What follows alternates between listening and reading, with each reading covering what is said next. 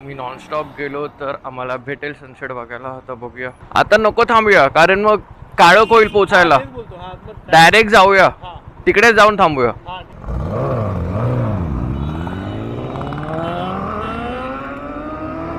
Actually मी घ्यायला गेलेलो Apollo ट्रॅम्पलर XR, जो 50-50 आहे, म्हणजे तो ऑन रोड आणि ऑफ रोड दोन्ही ठिकाणी यूज होतो. अरे कुठे भाई, एवढी जागा आहे. मी अजून अर्धा तास जरी लवकर आलो असतो तरी मला सूर्य बघायला भेटलाच नसतं. म्हणजे हा सीझनच नाही आहे सनसेट बघायचा.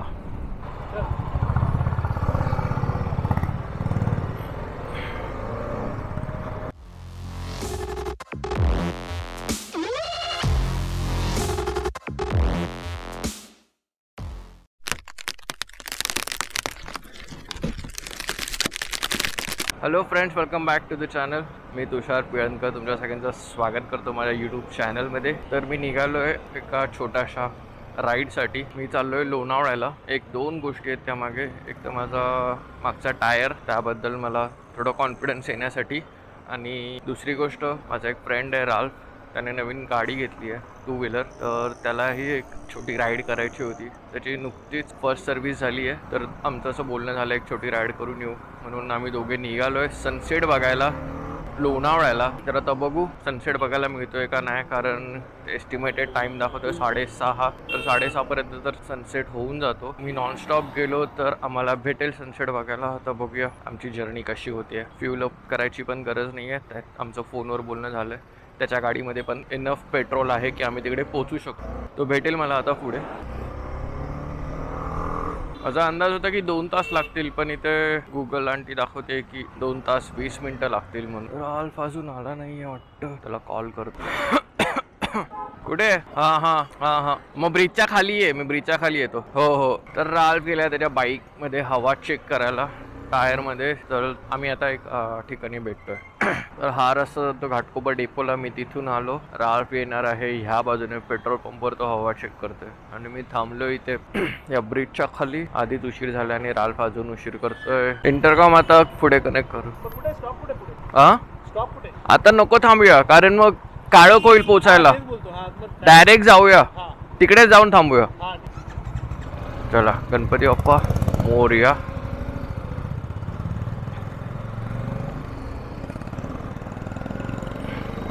राल्फची नवीन हायनेसवर त्याची पहिली राईड माझ्यासोबत. त्याच्या आधी तो राईडला गेलाय का नाही माहीत नाही. आणि आपली पहिली राईड नवीन टायर बरोबर. तर बघू टायर वर चालवायला कसं वाटतंय. जर तुम्ही माझ्या मागचा ब्लॉग बघितला असेल तर त्यामध्ये मी सांगितलं नाही मी कुठला टायर टाकला. तो फक्त दाखवलं मी टायर टाकलाय नवीन. आणि हा वाशी खाडीवरचा ब्रिज बघू शकता.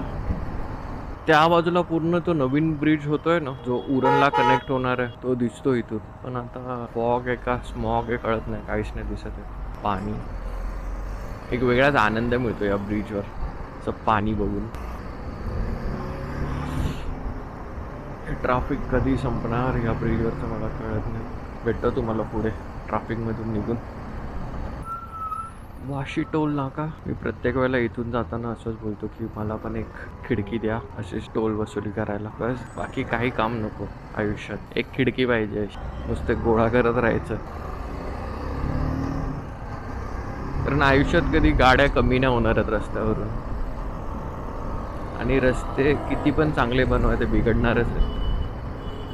आणि ते बनवायला परत खर्च हा येणारच आहे. आणि ते खर्च केल्यानंतर परत टोल हा वसूल होणारच आहे. त्यामुळे आयुष्यात कधी टोलपासून मुक्ती नाही मिळणार कोणाला, असं मला वाटतं. तर मी लोणावळ्याला चाललो आहे. तर मी सरळ नाही जात आहे कारण हा जरा टाईम ऑड आहे. सकाळची वेळ असते तर मी सरळ निघालो असतो आणि कळंबोली सर्कलवरून राईट मारून निघालो असतो. पण मी आता पाम बीच घेणार. पाम बीचवरून सरळ जाऊन किल्ल्यावरून राईट. किल्ला म्हणजे जिथे नवी मुंबई महानगरपालिकेचं ते भलं मोठं ऑफिस बांधलं आहे त्यांनी. तिथून राईट घेऊन JNPT वाला जो रस्ता आहे तो तिथून सरळ लेफ्ट मारून पुण्याच्या दिशेने म्हणजे लोणावळ्याच्या दिशेने निघायचं. कारण तो मला बरा वाटतो रस्ता. बरा म्हणजे ते मला ट्रॅफिक नाही मिळणार, कारण मी असा खूप कट चालतो आणि माझं असं झालं आहे की मला सनसेट बघायचं आहे. कारण हल्ली सनसेट लवकर होतो, कारण मी आता वाशीच्या ब्रिजवर तुम्हाला दाखवलं, तो ब्रिज पण दिसत नव्हता. ते फॉग आहे का कळत नाही मला, त्यामुळे जास्त विजिबिलिटी कमी आहे, लांबचं दिसत नाही. अल्ट्रा कुठे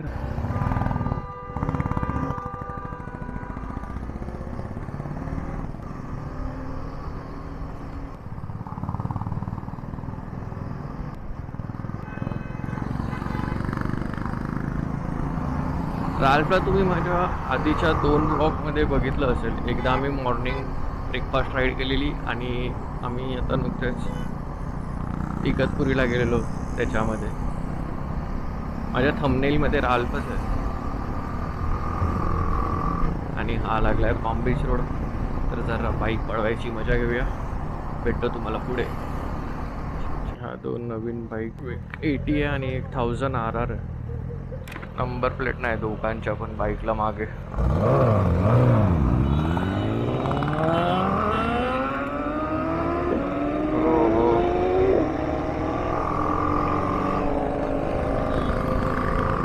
त्याने विली गेली.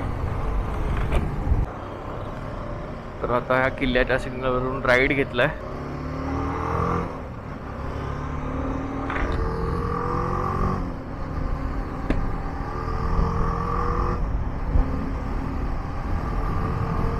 हे रस्ते असे नवीन झाले असे मोकळे रस्ते असतात, त्यामुळे इथे बाईक चालवायला खूप मजा येते. बाईक काय गाडी चालवायला पण मजा येते.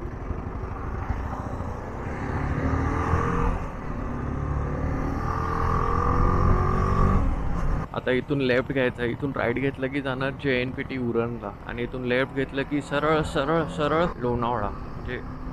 म्हणजे हा रस्ता सरळ गेलं की ओल्ड मुंबई पुणा हायवेला कनेक्ट होणार आणि पळसपे फाट्याचा जो जंक्शन आहे त्याच्यावरून ओव्हरब्रिजवरून आपण जाणार.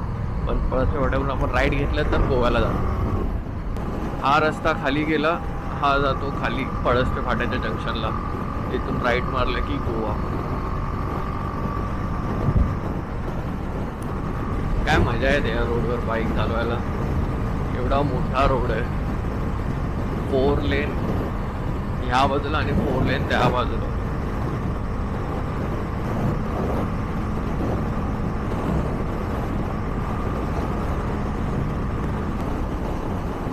आला पळसपे फाटा आणि हा आता चांगला रोड इथे संपणार आणि जुना मुंबई पुणा हायवे चालू होईल. ट्रॅफिक सुरू परत. आज संडे आहे तर ट्रॅफिक असेल नसेल काही सांगू नाही शकत. टोल नाक्यामधून निघायला पाहिजे पटापट, कारण टोल नाक्यावर ट्रॅफिक असू शकतं अशी शक्यता आहे माझी. लेट्स सी काय वाढवून ठेवलं आहे पुढे. इथे यायला किती वाजले? 5 वाजलेत.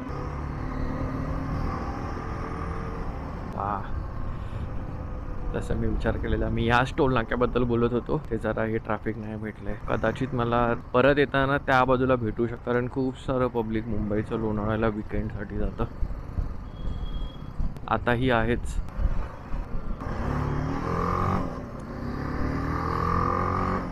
केवढी मोठी लाईन आहे. टोल भरण्यासाठी लोक लाईन लावतात बघा, पैसे देण्यासाठी. अरे खत्म ही नहीं हो रहा है. की करा, खत्म ही नहीं होता. रस्त्याचं काम केलंय. मी कधी आलेलो इथे? GS ट्रॉफीच्या वेळेला आलेलो. रस्ता मस्तच बनवलाय नवीन. थोडं साईडने चाल, मधून चालतोयस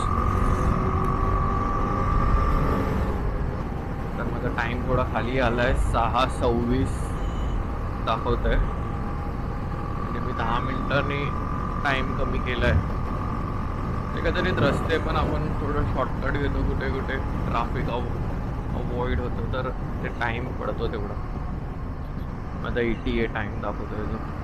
तर मी मगाशी बोललो तुम्हाला की आपण टायरबद्दल बोलूया. तर टायर मी टाकला आहे मॅक्सिस कंपनीचा, तो रेडियल टायर नाही आहे. तर तुम्ही माझ्या मागच्या ब्लॉगमध्ये बघितलं असेल, तिकडे माझ्याकडे 2 ऑप्शन होते, एक MRF आणि एक मॅक्सिसचा. मला ॲक्च्युली मी घ्यायला गेलेलो अपोलो ट्रॅम्पलर XR, जो 50-50 आहे, म्हणजे तो ऑन रोड आणि ऑफ रोड दोन्ही ठिकाणी यूज होतो, जो मला रेकमेंड केलेला मी ज्यांच्याशी बोललेलो त्यांनी. तर पण तो टायर इकडे अवेलेबल नव्हता. तिकडे एक वेगळी साईज अवेलेबल होती, 150, 60, 70. तर 150, 60, 70 मला नव्हता टाकायचा. मला पाहिजे होता 140, 70, 70, म्हणजे 140, 70, 17. तर तो नव्हता. तर त्या साईजमध्ये मला मॅक्सिस भेटला आणि MRF होता. MRFचा रेडियल टायर होता, चांगला होता, पण खूप हेवी पण होता टायर. पण मी कंपेअर केला त्याचा रबरना हात लावून जो फील घेतला टायरचा, तर मला मॅक्सिसचा टायर खूप सॉफ्ट वाटला.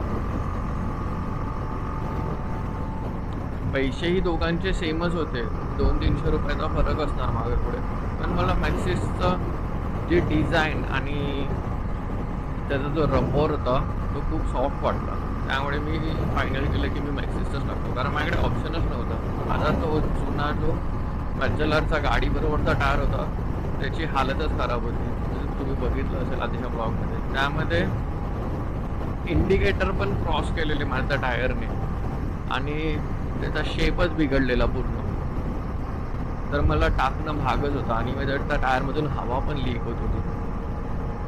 आणि हे पोचलोय आता खोपोलीला, आणि मला का ट्रॅफिक दिसतंय, पटापट निघायला पाहिजे यार. ट्रॅफिक सनसेट बघायचं आहे.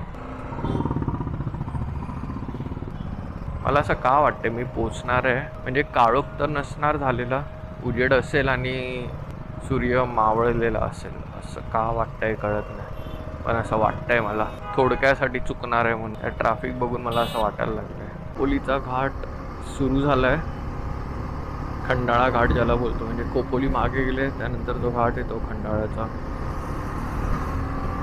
किती वाजले आहेत? 5:35.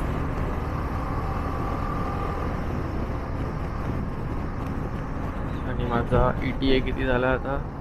6:22. घरातून निघालो तेव्हा 6:40 होता आणि आता 6:22. बघूया आपल्याला सूर्यास्त बघायला मिळतोय का नाही. सूर्यास्त तर जास्तच मराठी झालं.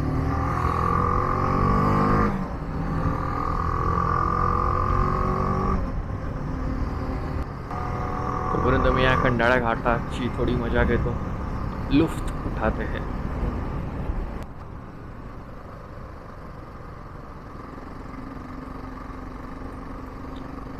वाव, मजा आली.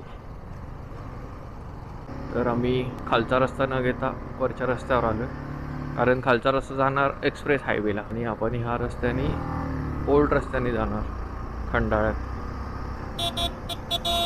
अरे कुठे भाई, एवढी जागा आहे.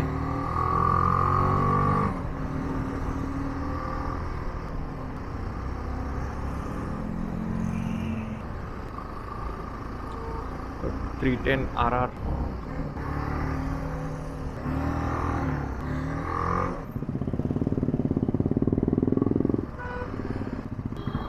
तर इकडे मारामार बाहेर पडायला. राल्फ आला का? सनसेट झाला की काय? किती वाजले? 5:42, 5:45. सनसेट झाल्यासारखा वाटतोय, सूर्य दिसत तर नाहीये कुठे. बघूया, आपल्या डेस्टिनेशनला तर आपल्याला जायचंच.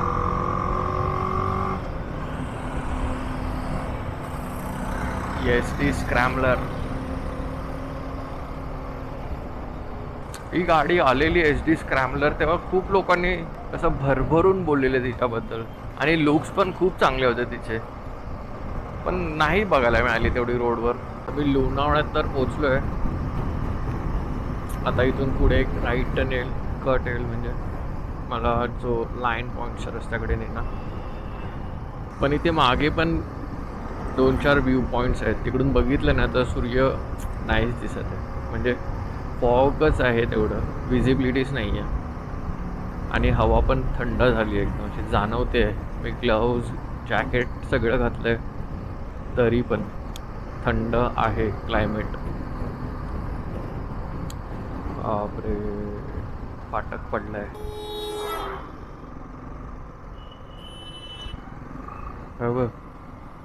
हुशार, लक्षच नव्हतं त्याचं. या 2 ट्रेनसाठी थांबलेले, आता फाटक उघडतील त्याच्यामध्ये. चला चला चला, निघाला फाटक. तरी खूप वेळ घेतला ट्रेन गेल्यावर त्याने फाटक उघडायला. मला वाटलं अजून ट्रेन येणार आहे.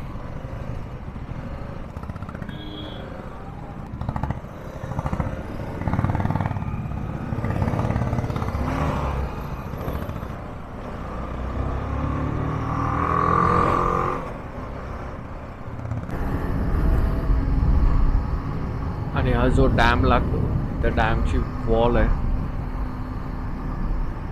या बाजूला पूर्ण पाणी आहे. डॅमचं नाव तर मला माहित नाही आहे. हुशार एक बाई मी हुशार. मी जायला दिलं नसतं त्याला. बघतोय जागा नाही तरी घुसतोय.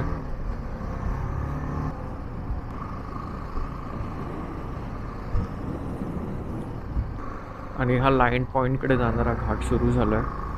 आणि क्लायमेटमध्ये असा बदल झाला आहे, खूपच थंड थंड क्लायमेट आहे झालं आहे इथे येऊन. हिल स्टेशन आहे ना लोणावळा आहे.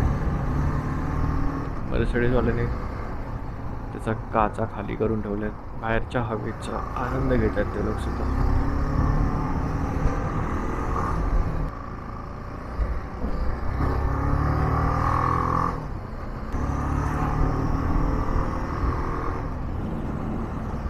सूर्याचा उजेड अजूनही आहे, पण सूर्य नाही आहे. म्हणजे इथे फॉगच तेवढं आहे.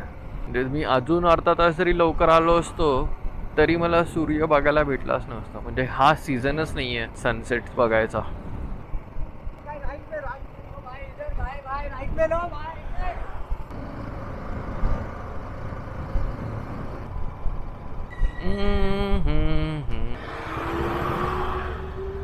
रोड साइडला पार्किंग केली आहे गाड्या. आणि समोरून येणारी गाडी कशी पास होणार.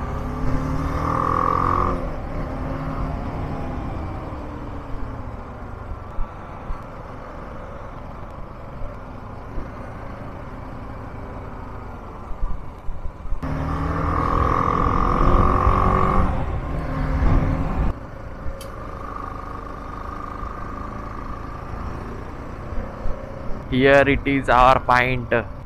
समझ लियो.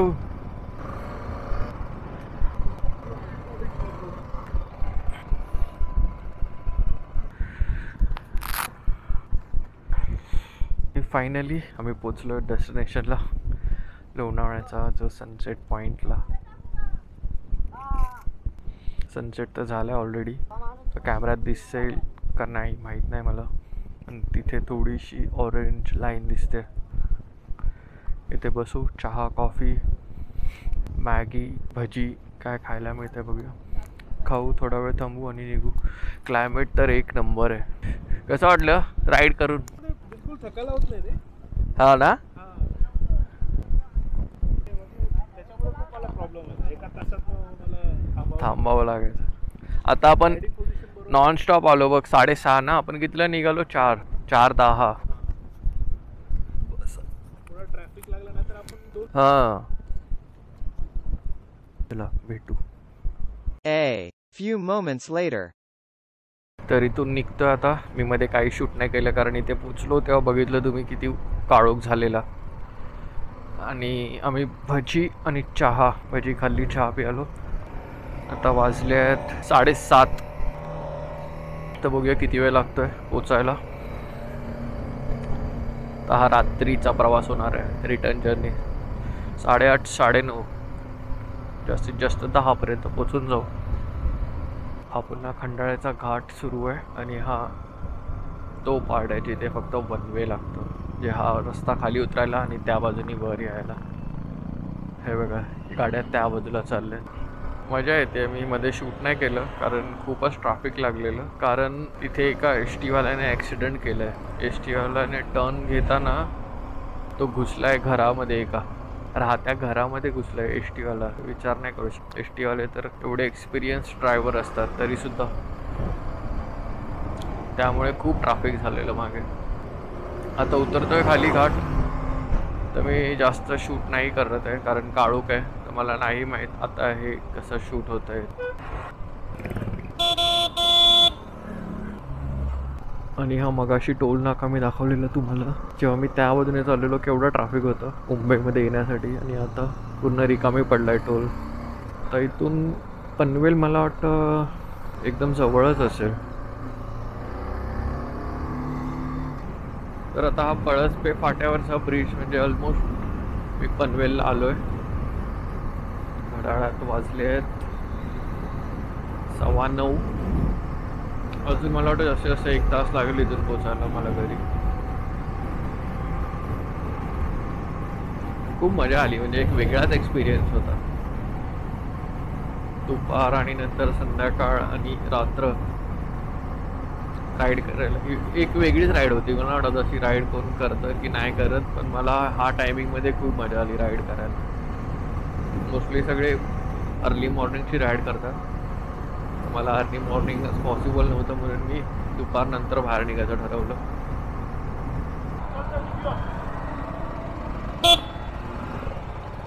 मी इथून जातो.